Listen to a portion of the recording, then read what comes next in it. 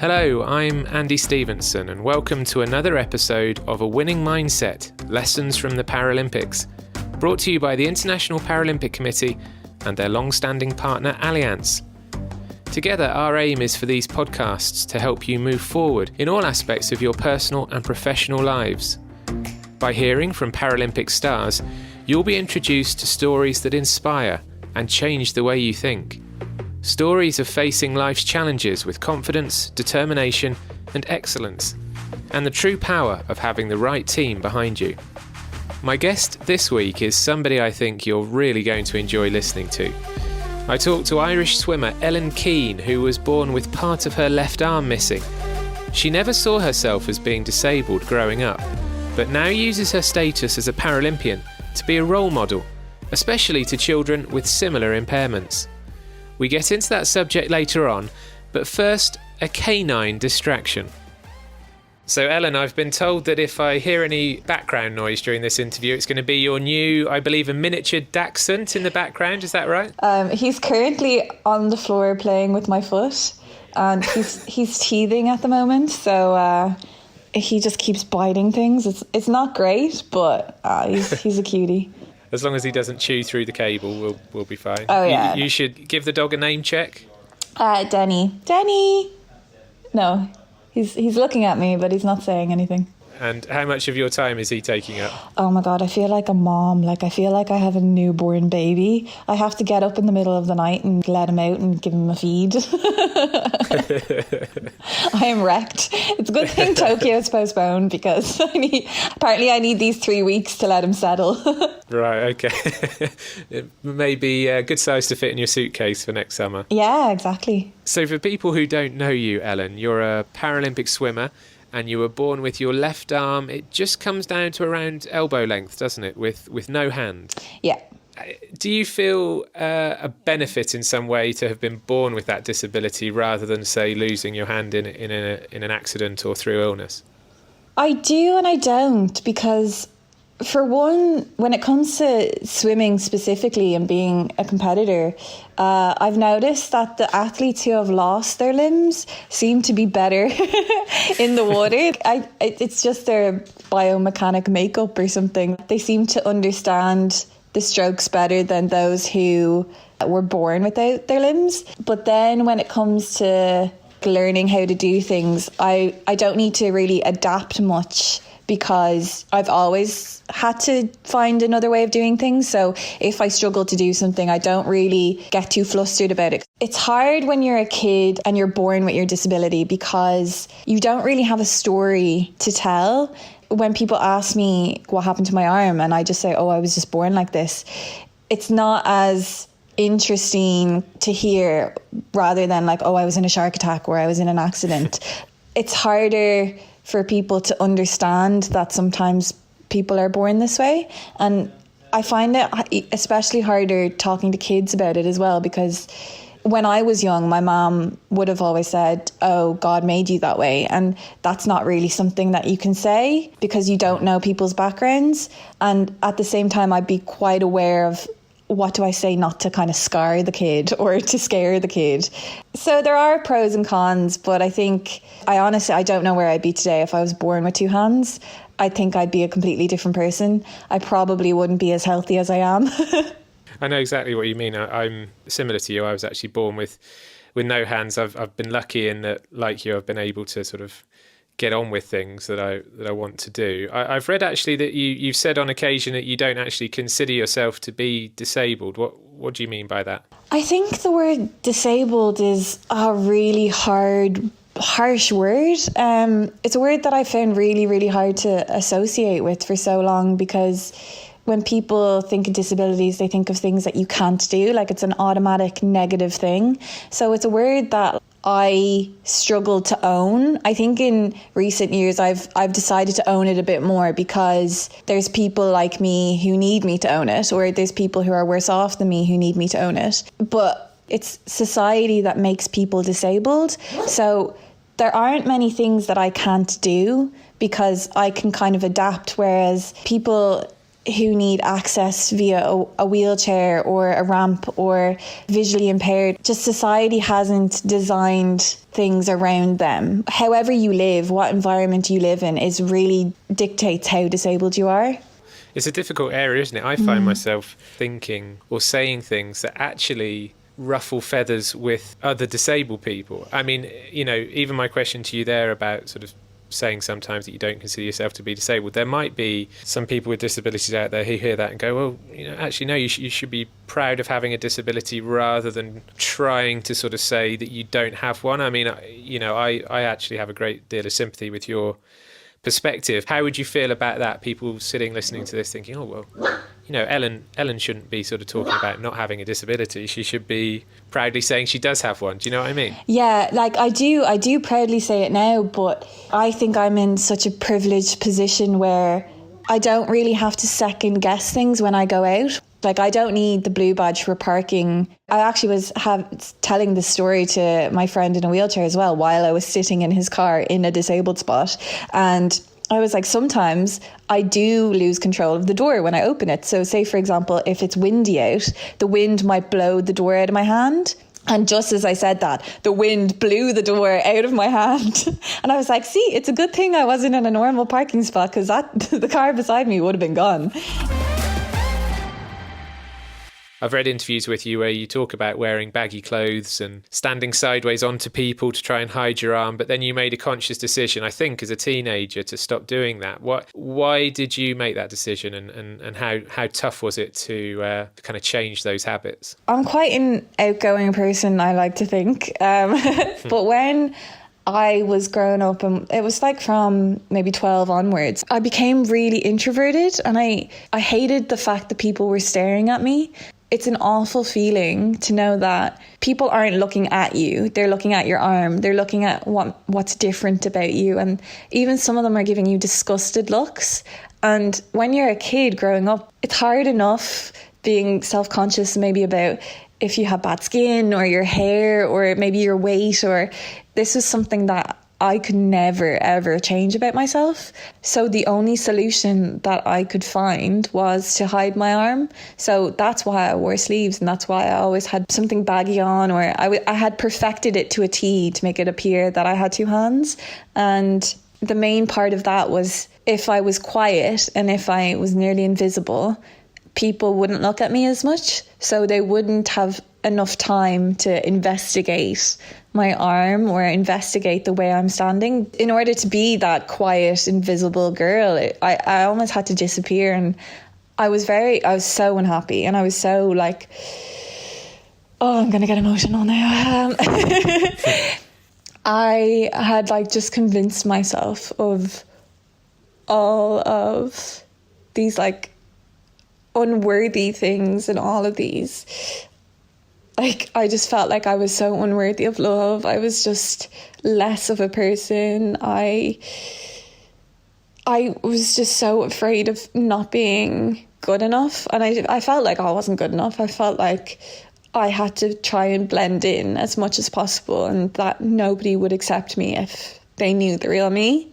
But when I was swimming, this is where sport came in. When I was swimming, I didn't care. All I cared about was going fast, and I had a taste of what happiness felt like, and I had a taste of what I was capable of. So I knew that I needed to make a change, and I kind of knew that I needed to face the fear. But it only took until I was 19, because when I was 19, I started university or college, like we call it in Ireland, and I saw it as a fresh start, and like nobody would know me going into college. Nobody knew that I had two hands or one hand. Even the school that I finished secondary school in, I was in sixth year is the final year, and I was midway through sixth year, and I was waiting for my poetry teacher to come in, and one of the boys that I had been friends with for 2 years was just standing talking to me, and he was like, what's wrong with your arm? And I was like, what do you mean, what's wrong with my arm? And he was like, did you break it or something? And I was like, oh no, I just don't have an arm. And he was so shocked. Like that is how good I was at hiding it, that I had convinced people I knew for years that I had two hands. And it was that expression that I was so afraid of, that reaction that I was so afraid of. And it was awful to know that the way you are, the way your body looks can make someone that react like that. And it's awful. So when I started college, I knew that nobody knew me. I knew that there wasn't a lie. The lie wasn't there. The lie didn't exist yet. So it was up to me to make sure that the lie didn't start, because once the lie starts, it's very hard to get yourself out of that lie. So yeah, I just kind of went in and was like, I have no arm, la la la. This is so completely normal, like a complete like fake it till you make it scenario. And it was really funny because I did a culinary degree as well, so I actually couldn't afford to hide my arm because I was I was doing such a dangerous degree that you kind of need to let people know you have one hand. Yeah. People looked at me or glanced at me and they didn't care. And that was just so reassuring. And it just made me realise that it was all in my head. I think often we build up people's reactions that they're going to be a lot worse than they actually are. You know, I remember having conversations with people where I'd have to I built it up like, I can't ask them for help. And then when I did ask them for help, they were like, well, why didn't you ask me to do this for you, 5 years ago when we first met? But it's also like, you don't want people to think less of you. No. It's interesting hearing you talking about the clothes because, as I said, I'm sort of similar to you in terms of my arms. And I think looking back, I can probably track my confidence or my self-esteem by the length of my sleeves over the years. When I was at school, they were quite long like yours. And looking back, I probably was sort of trying to look as normal as I could. It's really fascinating to hear all that and talk about it with you. It really is. Now, I just want to move the conversation on to swimming. A couple of minutes ago, you said swimming gave you a taste of happiness. How did you settle on that sport as the one you were going to try? And I'm assuming you were approaching it just like everyone else, like all of your friends. Yeah, so because I was born like this, my parents thankfully made the decision as soon as I was born not to treat me any differently. So when my brothers and my sister were learning how to swim, I went to lessons too. So I was really young when that happened. My dad was aware of Paralympics. He got in contact with the manager of the Paralympic swim team at the time, and her daughter had the same arm as me, and she invited me to Northern Ireland for a competition to see if I enjoyed it. And literally I went and I just loved the control. I love being competitive. It turns out I was pretty talented at it. So that's kind of how it began. And I was probably about 7. I mean, your progress was whirlwind, to say the least, because you competed in Beijing at just 13. You were suddenly Ireland's youngest ever Paralympian. I mean, I was struggling. I was just thinking when I was 13, I was struggling to, keep up with my homework or score a goal at lunchtime in the playground playing football. But you were a Paralympic athlete. How was it being a Paralympian at that young age? I was still struggling with doing my homework. I didn't fully appreciate it at the time, how bizarre it was being that young at a Paralympic Games, because no one treated me any differently. The only difference between me and any of the other athletes was that I had a chaperone, but all the athletes themselves treated me like an athlete. Like I was there to represent my country, to swim, and that's how everyone treated me. So I wasn't really overwhelmed by it at all or any of that. Things don't affect you as much when you're young, because you're just kind of living in the moment and you don't worry about things. And I think that's something that I wish I still had. The only time I remember being a little bit afraid or overwhelmed was, I think it was my second race, and I was in the same heat as Natalie Dutoit. And Natalie Dutoit was my idol. Like, she had just competed in Beijing Olympics as well as the Paralympics. And she was twice the size of me. And here's just me, little tiny yoke. I do want to talk to you about role models. It's interesting you mentioned Natalie Dutoit there. What was it about her that you looked up to particularly? She just stood for all things elite athlete. No one ever looked at her and saw her as disabled. They saw her as a scary, insane competitor. And that's the way I always saw her when even up until she retired, I always had so much respect for her. And I think that's something that I think all of us as Paralympians strive for, is the respect of everyone else to see us as elite athletes and not just as people with disabilities. Did you ever get to meet her or tell her that you had been sort of hero worshipping her for so long? No, but I was always in the call room with her. I thought it would be a bit weird. Maybe you could drop her a line now after all these years. Thanks for being so cool. And what about you as a role model, Ellen? What opportunities have come your way, and how can you use your influence? I got verified on Instagram a few weeks ago, and it was honestly such a high. It's so sad. That was such a high for me, but it was such a high for me because like when you get that tick, everything you do is more valid, and I felt like I had more power over influencing people's perception of disabilities with that tick. So that's why I was so excited about that. And I get really excited when I see like things that my sponsors do. Like Allianz had a campaign in Ireland where I was on billboards all over the city and all over the country, but I was also on the side of the Dublin bus. And I was like, this is so bizarre. I'm like where movies should be. Like I'm in everyone's face. But I never wanted it to be me. Like I never wanted to be that person, but someone needed to be that person. So it had to be me. I'm in such a privileged position with my sport that I do get media attention because of my sport. And I have used that to my advantage to kind of get my arm and my body out there because that's what I needed. That's why I got so insecure, because there was nobody like me to compare myself to. So I just want to be that for someone else. Even if it's not like, if they don't have the same arm as me, it's seeing someone different, seeing someone embrace their difference. I do get a little bit of imposter syndrome, or like I feel a little bit of a fraud because people see this really strong, confident girl on all these billboards or on all these ads or on all social media. But at the same time, I conditioned myself from such a young age to think that I'm not good enough. So even though I am confident with my body and all, I still have a little bit of like work to do with the mental side of things, because it's not a switch. You don't just flick it and you learn to think you're the best thing ever and all of this. So like I still have my bad days, but it's not about my arm. Sometimes when people are like, you're so inspirational, how do you do this, blah blah blah, I'm always like, oh my god, I feel like such a liar. Yes, I love my body and I love my arm, but like I'm still struggling a little bit. But I'm struggling because I struggled from such a young age. So that's why I'm like, I try and stop it before it happens to other people. If people aren't crying already, we're going to make them cry. We're going to make them cry now, because there was a young Irish girl called Tate who played a younger version of you in an advert for Allianz. Let's listen to that advert now, first of all. And we're just waiting for Ellen Keane. Keep going. 1 and 2. Ellen, go on. No one will stare. 2 arms, okay? Ellen, your friends are here. Courage is deciding that if the world is going to stare, then why not give a good reason to?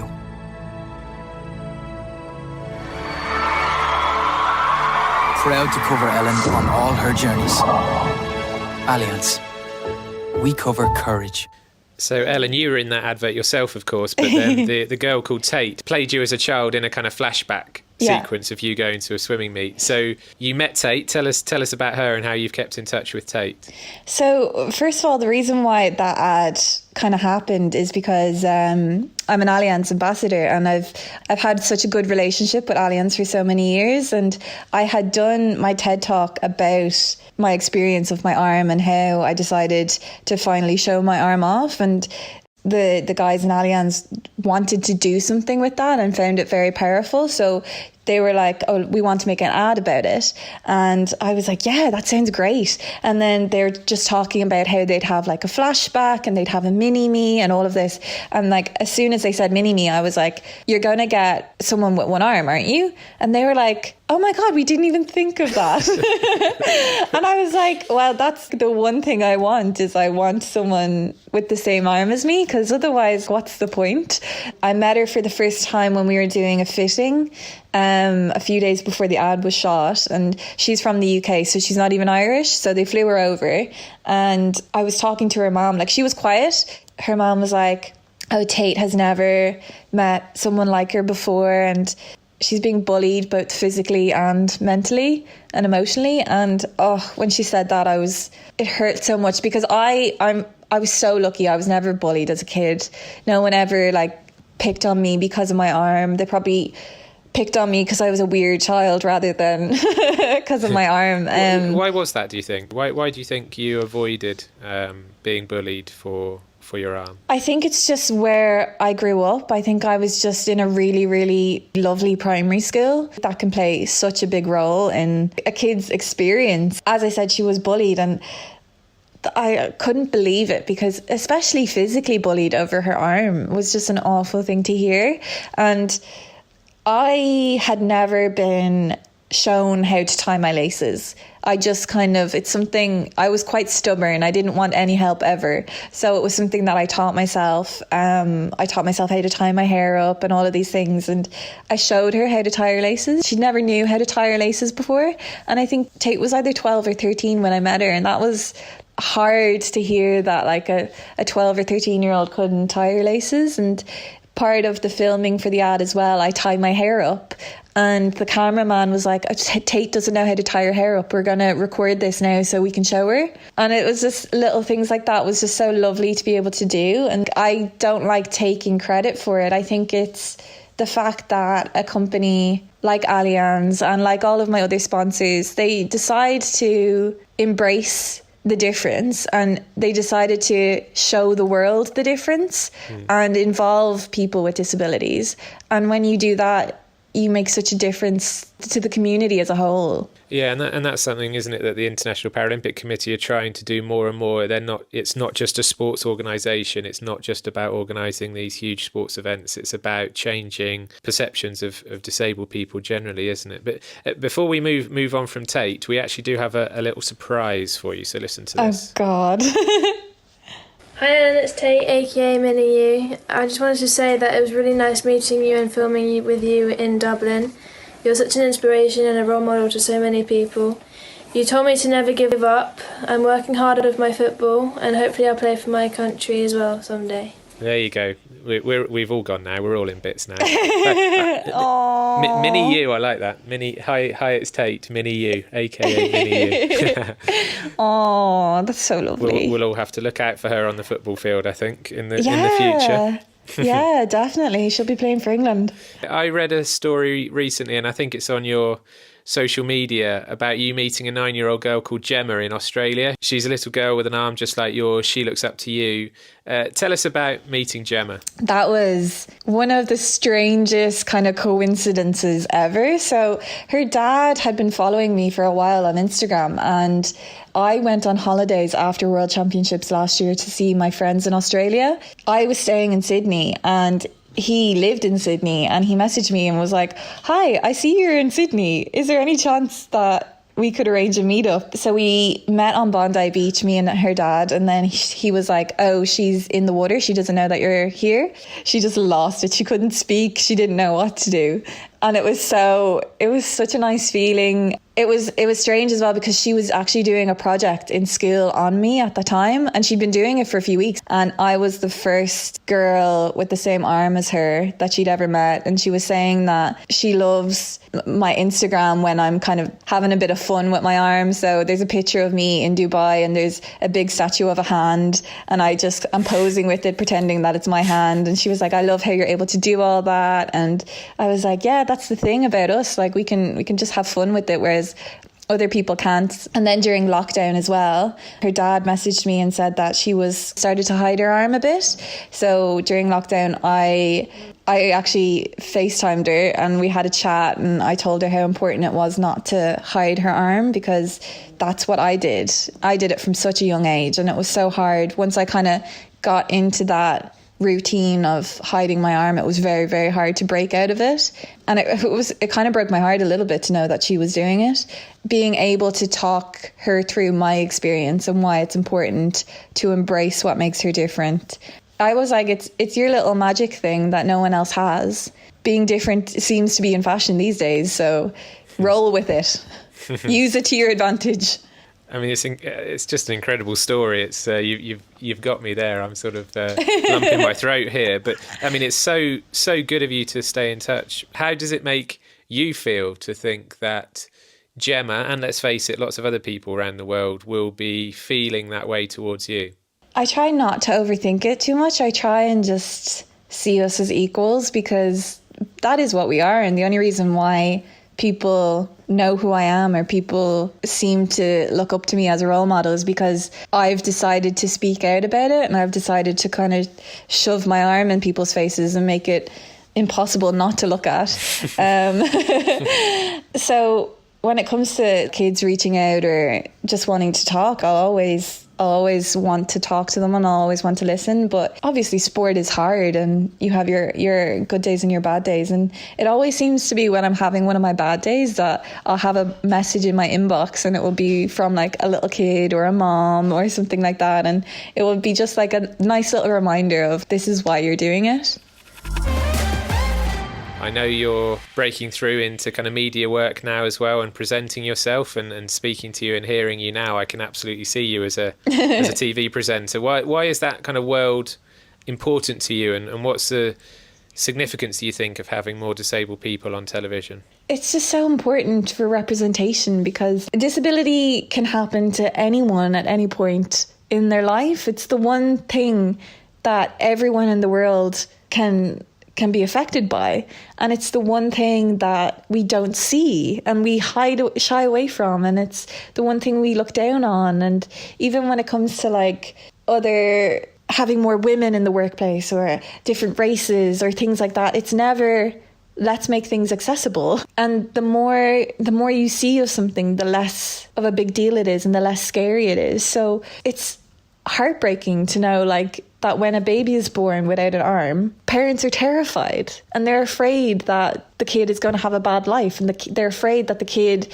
isn't going to grow up to be successful, and that the kid is going to struggle. But if it's something that you see all the time, then you're not going to be worried about it.